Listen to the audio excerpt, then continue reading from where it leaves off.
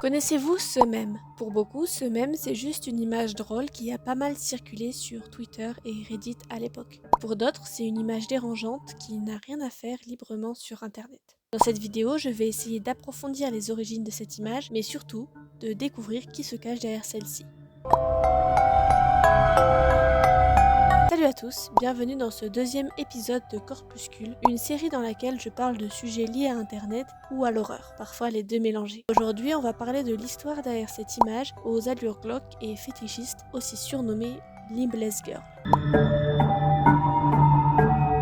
Honnêtement, ça fait très longtemps que je connais cette image, et bien qu'elle m'ait toujours mis plus ou moins mal à l'aise, ce n'est que récemment que j'ai voulu me pencher sur le sujet. En essayant de faire des recherches plus creusées, je me suis rendu compte que ça allait être plus difficile que prévu. Premièrement, le créateur derrière cette image est très discret. Très peu de liens mènent à l'image d'origine ou ne mentionnent son nom ou même son pseudo. Mais après plusieurs longues minutes de recherche acharnée, non je rigole, j'ai juste demandé à ChatGPT, j'ai réussi à débusquer son pseudo, que je ne donnerai pas pour des raisons évidentes. Ainsi, j'ai pu commencer à approfondir mes recherches. J'ai commencé par Twitter, mais il semble n'y avoir aucun résultat, ni même sur Google où il y a à peine quelques images de son travail et très peu de liens parlant de sa vie ou de ses motivations. Alors pour approfondir mes recherches et connaître l'origine de Limbless Girl, j'ai dû me rendre à l'évidence, je ne trouverai pas d'informations sur des sites conventionnels et ayant entendu beaucoup de personnes catégorisant cette image de fétichiste, on y reviendra plus tard, ne trouvant aucune réelle information en simplement cherchant son nom, je me suis dit qu'il fallait que je me rende sur des sites porno.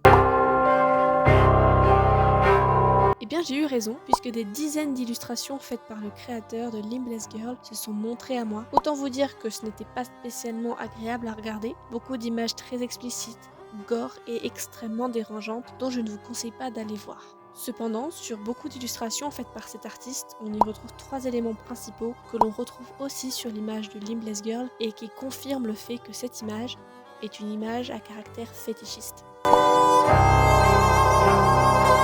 Le plus évident, les membres arrachés. Si vous ne le saviez pas, les amputations peuvent être considérées comme un fétichisme. Certes assez niche, mais bien réel. C'est le plus frappant dans ses œuvres. Près de la moitié des filles qui l'illustrent ont des morceaux de leur corps retirés, qu'ils soient visibles ou cachés par des bandages. Ensuite, la torture. Dans tous ces dessins, les filles sont torturées, souvent de façon similaire, bien que parfois, ils soient très, voire trop créatifs dans les méthodes de torture représentées, et pour une bonne raison, ça aussi, on y reviendra plus tard. C'est vrai, parce que quand on y pense, Limbless Girl, on n'a aucune idée de comment elle a pu perdre ses membres. Bien que cet indice nous donne une piste. Et la dernière chose qu'on remarque dans tous ces dessins, les filles représentées sont soit transgenres, soit des enfants ou des personnes mineures. Et bien que dessiner du gore ou même du hentai ne soit pas interdit, je doute fort que représenter des mineurs dans ce genre de situation soit autorisé. Ça doit bien faire une dizaine d'années qu'Internet connaît l'existence de Limbless Girl, et ces derniers temps, il y a eu un regain de popularité de l'image, non pas pour en faire un mème comme à l'époque, mais bien parce qu'on a découvert ses origines sordides.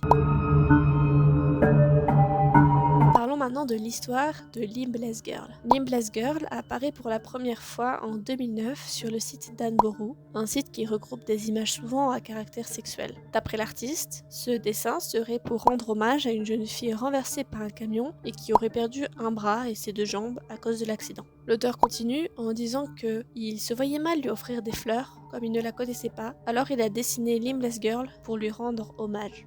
Cependant, il dit aussi avoir eu envie de dessiner ce genre d'illustration depuis longtemps et que ce dessin serait la continuation d'un dessin qu'il avait fait il y a longtemps. Alors, d'après moi, cette explication est complètement fausse. Premièrement, et on le verra juste après, mais Limbless Girl n'est pas le premier dessin de ce genre de l'artiste. Il dit avoir eu envie de parler de ce sujet, c'est-à-dire l'amputation des membres, depuis longtemps, mais en fait, il l'avait déjà fait. Des filles aux membres découpés, il en a fait énormément. Et ensuite, personnellement, si j'étais la jeune fille, je le prendrais assez mal de savoir qu'un artiste m'a dessiné dans cette situation horrible, qui plus est en insistant sur les détails de la poitrine et de la bave au niveau de la bouche. Ces explications restent louches, et pour moi, ça ne justifie pas du tout son dessin. Alors on y croit ou on n'y croit pas, et moi je vous conseille d'écouter la suite pour vous faire une idée. Alors comme je vous l'ai dit, selon moi cette histoire me paraissait tirée par les cheveux et que je voulais connaître la vraie histoire derrière cette illustration. J'ai donc poursuivi mes recherches sur un site qui s'appelle Pixiv, un site japonais regroupant des milliers d'artistes qui partagent leurs œuvres depuis environ 2007. En cherchant le nom de notre sujet, j'y ai découvert un autre aspect de sa personnalité. Des dessins chaleureux, vraiment très bien faits, voire même normaux, bien que parfois on y retrouve toujours quelques œuvres explicites avec un petit peu de sang, et franchement, rien de choquant. Alors qu'est-ce qui a bien pu déraper? J'ai continué mes recherches, toujours plus profondément, et enfin, sur un énième site bizarre, j'ai pu retrouver plus d'informations. Alors, premièrement, Limbless Girl fait partie d'une série d'images mettant en scène des filles amputées. L'une de ces images serait issue du premier manga Eroguro, donc à caractère gore et sexuel, de l'auteur. Il précise avoir basé ce manga sur une illustration qu'il avait fait il y a longtemps, une illustration qu'il avait fait bien avant Limbless Girl. D'après lui, son manga n'a pas pris la tournure escomptée, car, je cite, « Je suis nulle en storytelling et je ne sais pas écrire de dialogue. Je confirme. En même temps, qu'est-ce que tu veux raconter à ce sujet, sérieusement ?» En apprenant aussi plus sur l'auteur, il aurait été à l'époque étudiant dans le but de devenir ingénieur, ce qui pourrait expliquer les terribles machines de torture qu'il dessine régulièrement. Pour ce qui est de l'histoire, voici un résumé. Une jeune musicienne talentueuse est choisie par des scientifiques pour devenir leur sujet. Elle n'a pas été choisie au hasard. En effet, les critères de sélection étaient les suivants: des doigts et une langue agile. La première étape de cette expérience commence par amputer les jambes au niveau des genoux, car apparemment elle n'en aurait plus besoin. Le sujet doit regarder l'intervention entièrement sans être anesthésié. Puis, on lui arrache les dents, la langue et les ongles.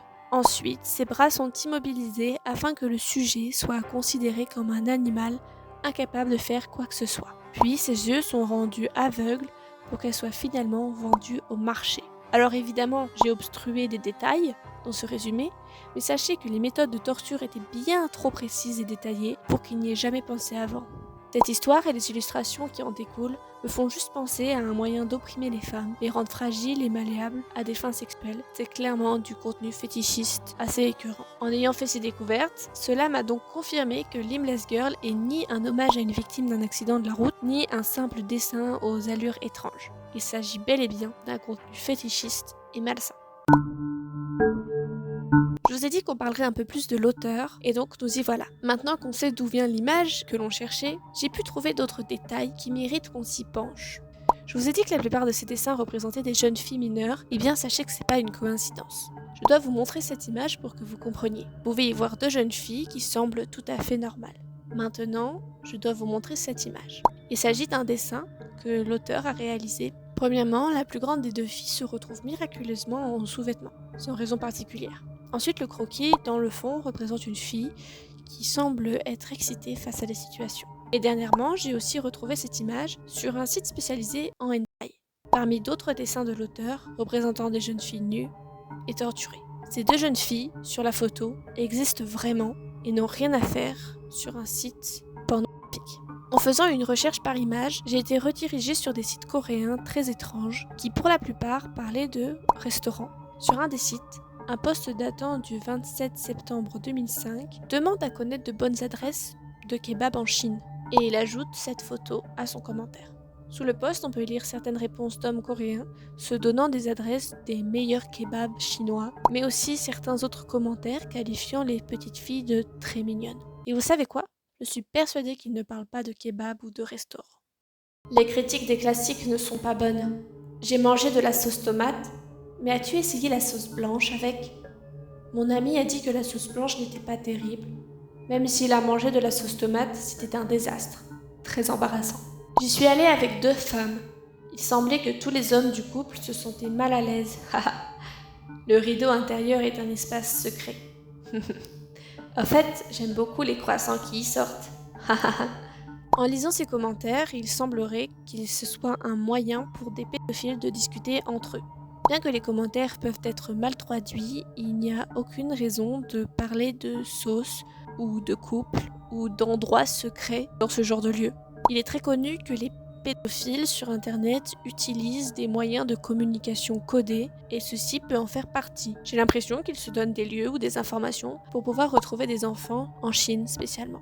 Et donc, revenons-en à notre sujet, le créateur de Limbless Girl. Cela me laisse penser que celui-ci connaîtrait ce réseau, étant donné qu'il s'agit du seul type de site où j'ai pu retrouver cette image. Il y avait 5 liens avec cette image, les 5 liens étaient en coréen, et seulement un d'entre eux ne parlait pas de restaurant.